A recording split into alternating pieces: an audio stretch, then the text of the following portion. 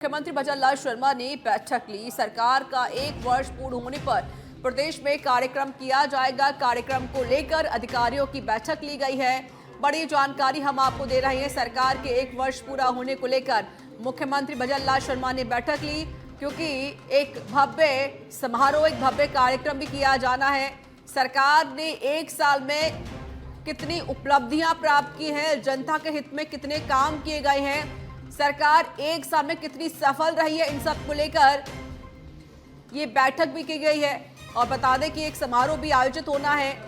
किस तरीके से क्या कार्यक्रम किए जाएंगे, क्या तैयारियां हो रही हैं, इन सभी मुद्दों को लेकर भी इस बैठक में बातचीत हुई है। तो मुख्यमंत्री भजनलाल शर्मा ने आज अहम बैठक ली। इस बैठक में कई अधिकारीगण भी मौजूद रहे। सरकार का 1 वर्ष पूर्ण होने पर प्रदेश में कार्यक्रम आयोजित किया जाएगा। कार्यक्रम को लेकर अधिकारियों की आज मुख्यमंत्री ने अहम बैठक ली।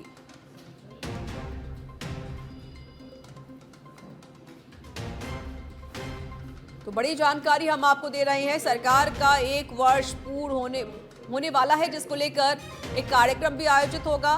लेकिन उससे पहले मुख्यमंत्री की बैठक महत्वपूर्ण रही। अधिकारियों की बैठक हुई है।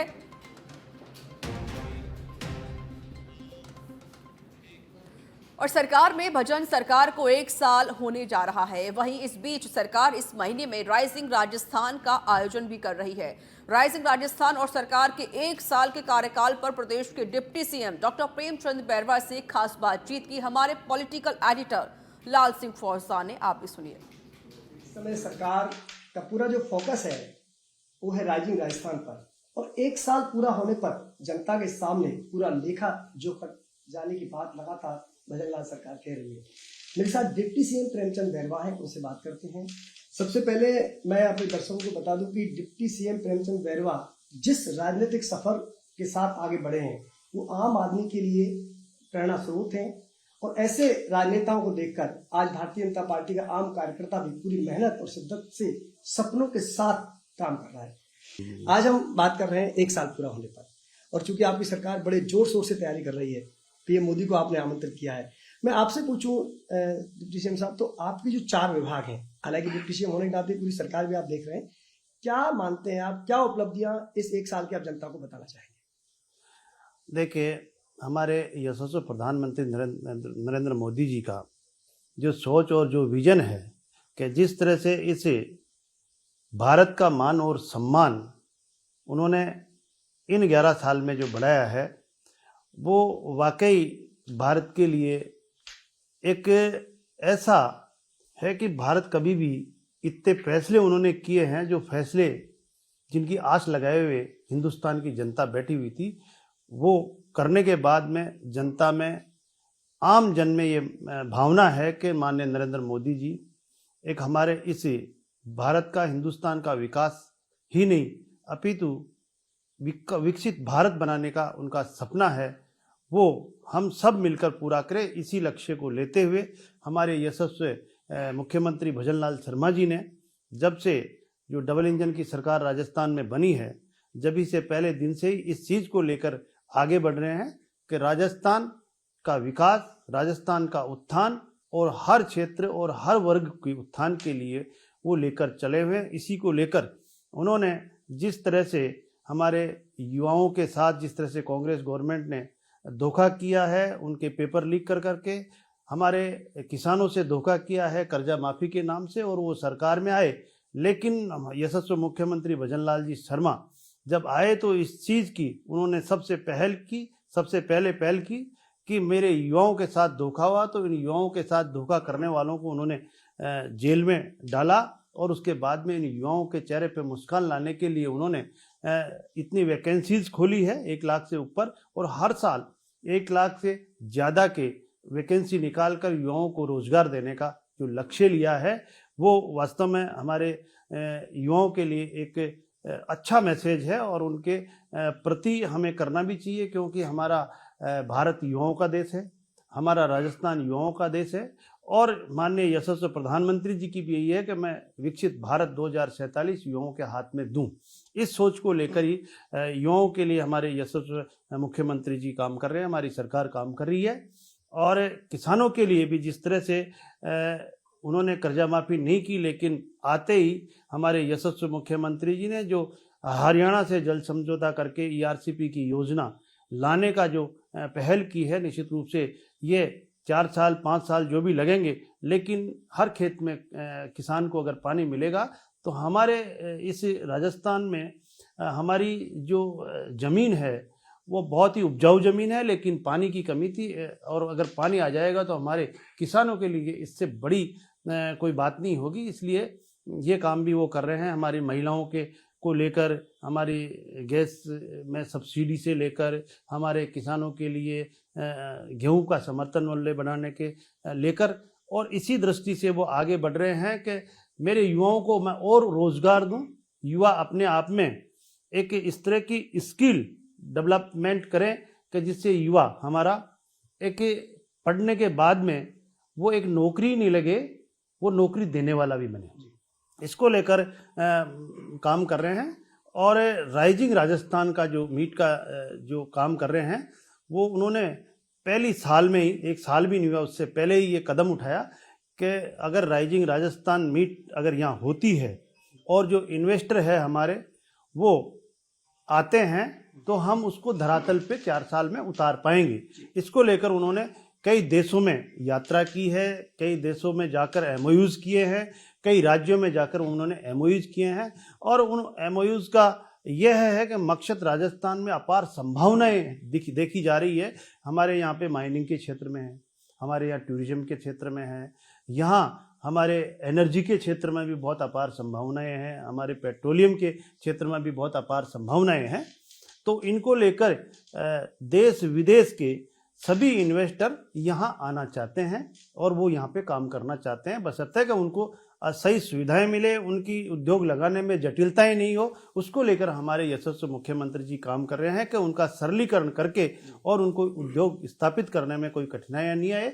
और बहुत सारे कई करोड़ों के हमने इन्वेस्टमेंट जो MOUs किए हैं 9 दिसंबर से 11 दिसंबर को होंगे, और हमारे यशस्वी प्रधानमंत्री नरेंद्र मोदी जी के मार्गदर्शन में हम ये MOUs कर रहे हैं, ये मीट कर रहे हैं। इसमें मैं मानता हूं कि जितने भी हमारे युवा लोग हैं उनके चेहरे पे मुस्कान आने वाली है। अगर ये सारे यहाँ पे औद्योगिक धंधे स्थापित होंगे तो उनको रोजगार मिलेगा, राजस्थान की आर्थिक स्थिति बढ़ेगी और राजस्थान को सुविधाएं मिलेगी। इसको लेकर ये अच्छी पहल, अच्छा नवाचार हमारे यशस्वी मुख्यमंत्री जी कर रहे हैं। दरअसल अच्छी बात आपने कही है, लेकिन मैंने आपको पहले शुरुआत में कहा था कि अपेक्षा बहुत ज़्यादा आपसे है प्रदेश की जनता को। जी जी जी। कई बार हम एक तस्वीर देखते हैं कि कुछ शिक्षा माफिया सक्रिय हो जाते हैं, फर्जी डिग्री के मामले सामने आते हैं जी। फर्जी डिग्री के मामले सामने ना आए, शिक्षा माफियाओं का जाल आप हटा पाए, क्योंकि मैंने पहले फिर एड ऑन कर देता हूँ, उम्मीद बहुत ज्यादा है आपसे। जी देखिए, तो छोटी सी जोड़ना चाहूंगा, फीस को लेकर कई बार इस तरह की तस्वीर आती है। हम जब युवाओं से बात करते हैं, फीस का स्ट्रक्चर बहुत ज्यादा महंगा हो जाता है, तो आम गरीब का बच्चा, आम किसान का बेटा उच्च शिक्षा से महरूम सा रह जाता है। तो उसको लेकर क्या आपका कोई विजन है, कुछ सोच है इसके सामने? देखिए, जिस तरह से आप शिक्षा की फीस के बारे में बता रहे हैं, आपने कई यूनिवर्सिटियों के बारे में बताया फर्जी डिग्रियों के मामले में, हमने कई यूनिवर्सिटी पे ये कार्रवाई की है और अभी भी हमारी कार्रवाई चल रही है। एक कमेटी बना के और उनकी जांच कर रहे हैं। जो ऐसे प्रकरण हमारे सामने आ रहे हैं, पिछली गवर्नमेंट के हमने देखे हैं सामने आए, उनके लिए एक पारदर्शिता से हमने कमेटी बनाकर और कमेटी से उनकी जांच कराएंगे, और जो जिनमें गलती पाई जा रही है उनके खिलाफ हम कार्रवाई कर रहे हैं। दूसरी बात, आपने फीस के लिए कहा, तो हम फीस के मामले में देखो, एक योजना उन्होंने एक राजीव गांधी स्कॉलरशिप की एक योजना चला रखी थी जी। वो योजना हमने विवेकानंद स्कॉलरशिप पे किया और उसमें 500 छात्र बाहर भेज रहे थे। उन 500 छात्रों में मैंने अब की बार उसमें 300 छात्र विदेश में और 200 छात्र मेरे यही हमारे ऐसे उच्च शिक्षण संस्थान है जिनमें अच्छी शिक्षा प्राप्त होती है, जिससे कि हमारा गांव का प्रवेश का छात्र वो वहाँ नहीं जा सकता है। हम सुविधा दे रहे हैं लेकिन वो वंचित रह जाता है, तो हम उनके लिए ये सुविधा यहाँ करी है और उनको ज़्यादा से ज़्यादा ग्रामीण क्षेत्र के लोगों को इवन कैटेगरी में हम उन लोगों को ले रहे हैं कि वो ग्रामीण क्षेत्र के जिनमें प्रतिभा है लेकिन वो आर्थिक दृष्टि से जा नहीं पाते हैं, उनको भेजने के लिए भी हम काम कर रहे हैं कि वो जाए, विदेश में पढ़ के आए, हमारे यहाँ के हिंदुस्तान के अच्छे शिक्षण संस्थाओं में वो पढ़े, ताकि उनकी प्रतिभा हमारे इस देश के काम आए। इसके लिए भी हम योजनाबद्ध तरीके से काम कर रहे हैं। थैंक यू प्रेमचंद बैरवा जी। मैं रश्मि रथी की चंद पंक्तियों के साथ और प्रेमचंद बैरवा जी मैं कौन को साथ शामिल करते हुए कहना चाहूँगा।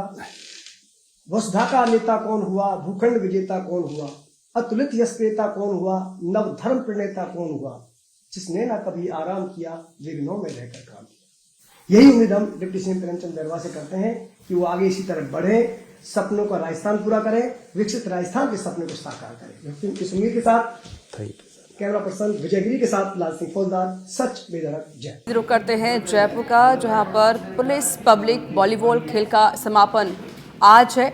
कोतवाली थाना क्षेत्र के चौगान स्टेडियम में ये आयोजन का खेल हो रहा है। डीजीपी यूआर साहू और police commissioner Biju George Joseph भी पहुंचे हैं। डीसीपी नॉर्थ राशि डोगरा सहित जिले के पुलिस अधिकारी मौजूद हैं। जयपुर से ही लाइव तस्वीर हम आपको दिखा रहे हैं। पुलिस पब्लिक वॉलीबॉल खेल का आज समापन किया जा रहा है। चौगान स्टेडियम में ये कार्यक्रम, ये आयोजन हो रहा है।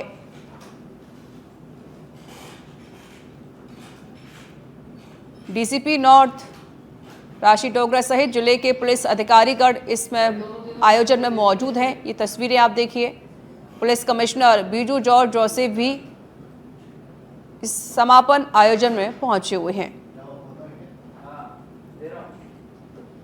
तो चौगान स्टेडियम में ये वॉलीबॉल का आयोजन किया जा रहा है।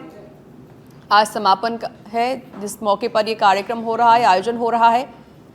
पुलिस पब्लिक वॉलीबॉल खेल का समापन आज किया जा रहा है।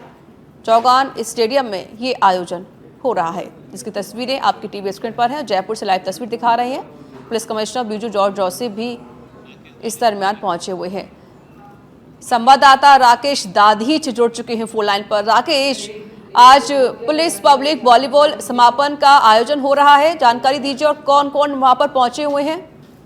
देखिए, 21 नवंबर को वॉलीबॉल का गेम पूरे नॉर्थ जिले में आयोजित हुआ है। पुलिस पब्लिक वॉलीबॉल मैच का आयोजन किया गया है। आज डीजीपी समापन समारोह में पहुंचे हैं।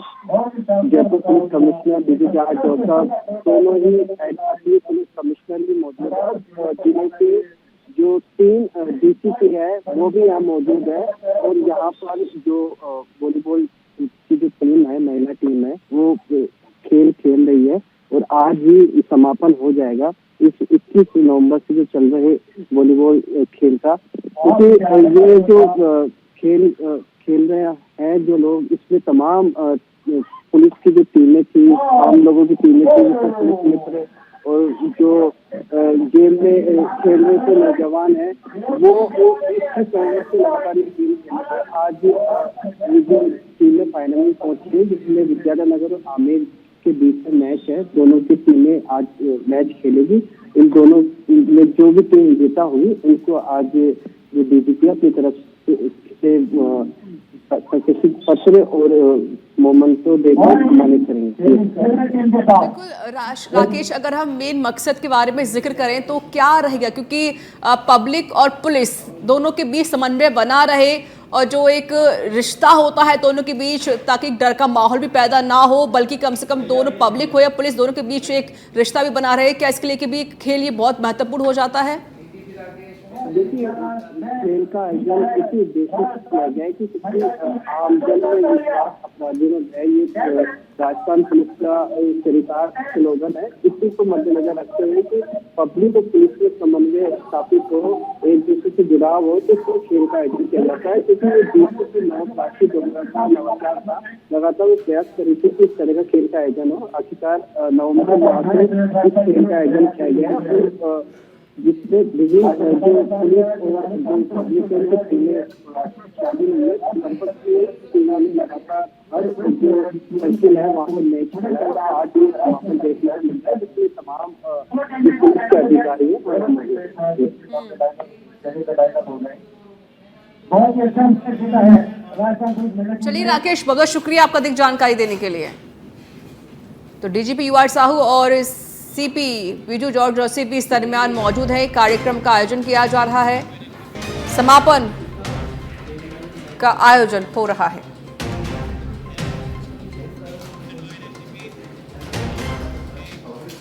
सीवरेज कंपनी की लापरवाही के कारण हनुमानगढ़ जंक्शन के चूना फाटक के लोग और दुकानदार परेशान नजर आ रहे हैं। दरअसल चूना फाटक क्षेत्र में सीवरेज लीक होने के चलते बदबूदार पानी सड़कों पर फैल रहा है, जिसके चलते लोगों को निकलने में परेशानी भी हो रही है। तो वहीं दुकानदारों का व्यवसाय भी प्रभावित हो रहा है, जिसे लेकर ग्रामीणों ने प्रशासन से कई बार शिकायत भी की है, लेकिन अभी तक कोई कार्रवाई नहीं हो रही है।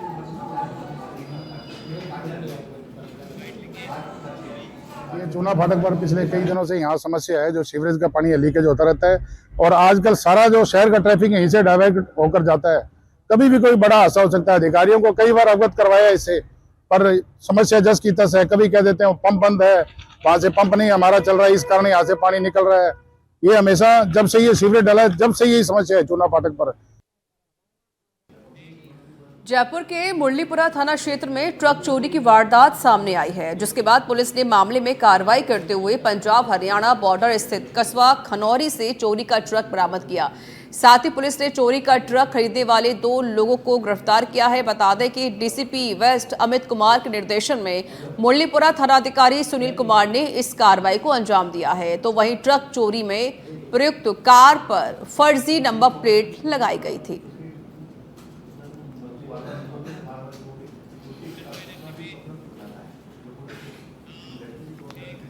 अजमेर दरगाह और संभल स्थित जामा मस्जिद इन दिनों काफी चर्चा में बना हुआ है। हिंदुओं की ओर से दोनों ही स्थानों पर मंदिर होने का दावा किया जा रहा है। वहीं इन दोनों विवादों को लेकर लगातार नेताओं के भी बयान सामने आ रहे हैं। इस बीच पूर्व डिप्टी सीएम सचिन पायलट ने अजमेर दरगाह और संभल विवाद को लेकर बड़ा बयान दिया। पायलट ने अजमेर दरगाह और संभल मामले को लेकर केंद्र की बीजेपी सरकार को घेरा है और उसकी कार्यशैली पर सवाल खड़े किए हैं। पायलट ने कहा कि देश की संसद ने 1991 में कानून बनाया था कि जो 1947 के बाद जहां है जैसा है वैसा रहना है, उसको खोदो वो निकलेगा, उसको खोदो वो निकलेगा। यहाँ बच्चों को नौकरियां नहीं मिल रही है और इनको खुदाई की लग रही है। होना जाना कुछ नहीं है, बस अखबार की सुर्खियां बनेंगी, टीवी पर दिखेगा। मूंग की खरीद नहीं हो रही है, इसकी परवाह किसी को भी नहीं है।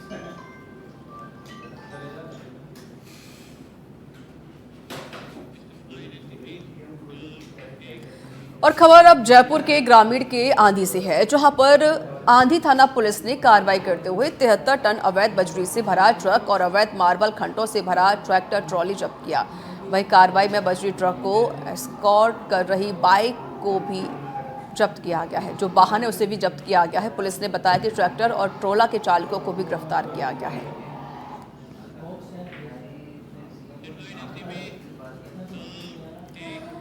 और बूंदी के हिंडोली में गाड़ियों में तोड़फोड़ करने के मामले में पुलिस ने गिरफ्तार 2 आरोपियों की परेड करवाई। जहां जहां तोड़फोड़ की पुलिस ने कान पकड़कर माफी में मंगवाई है। इस दौरान आरोपी माफी मांगते हुए नजर आए और दोबारा ऐसी हरकत नहीं करने की बात भी कही।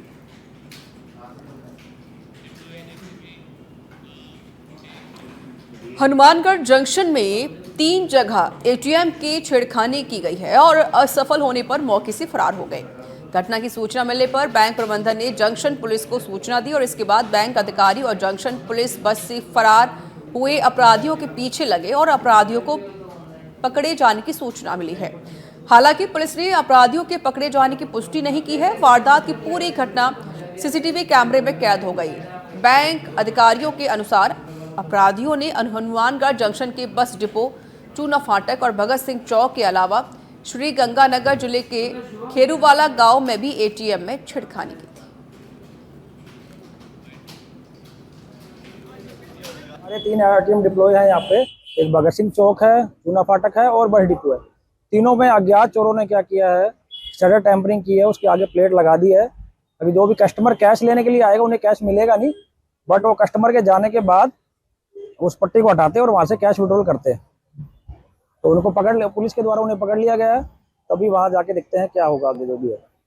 ये रात को 10 बजे हमारे यहाँ पे चूना फाटक पे एटीएम पे गार्ड है, उसने मुझे सूचना दी फिर हम लोगों ने उनका रैकी की, उसके बाद उन्हें पकड़ा सुबह मॉर्निंग में।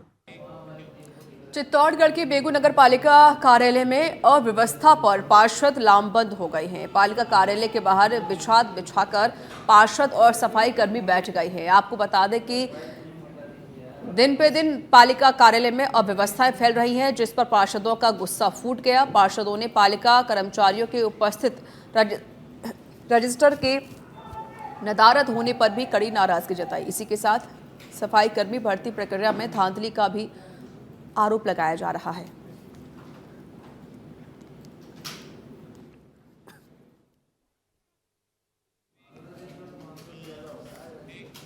झुंझुनू शहर के रीको इलाके की जोधपुरिया बस्ती के पास तेज रफ्तार कार ने सड़क किनारे खड़े एक परिवार को टक्कर मार दी है। जहां हादसे में परिवार के 5 जन घायल हो गए हैं, जिसके बाद घायलों को बीटीके अस्पताल पहुंचाया गया। उनका इलाज जारी है। तो वहीं टक्कर मारने के बाद चालक कार को लेकर फरार हो गया है। घटना सड़क किनारे लगे सीसीटीवी कैमरे में कैद हो गई, जिसके बाद घायल युवक के भाई ने कोतवाली थाने में कार चालक के खिलाफ लापरवाही से गाड़ी चलाकर टक्कर मारने का मामला भी दर्ज करवाया।